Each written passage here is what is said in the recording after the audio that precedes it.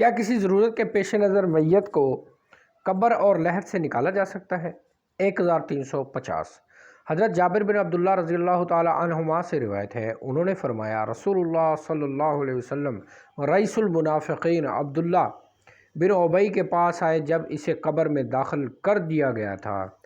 آپ نے اسے نکالنے کا حکم دیا، چنانچہ اسے باہر نکالا گیا۔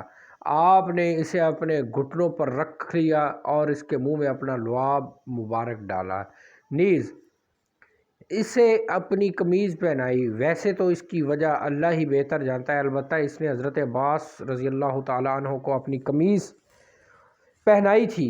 ابو ہارون کا بیان ہے کہ رسول اللہ صلی اللہ علیہ وسلم کے بدن پر 2 قمیض تھیں، اور عبداللہ بن ابی نے عرض کیا، اللہ کے رسول میرے باپ کو نیچے والی قمیض پہنائیں جو آپ کے بدن سے لگ چکی ہے۔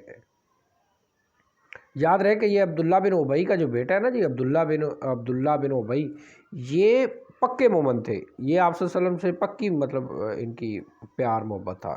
دیکھ لیں اللہ جس کو عطا کرے، باپ جو ہے رئیس المنافقین ہے اور بیٹا جو ہے وہ سمجھ لے کہ رئیس المومنین ہے۔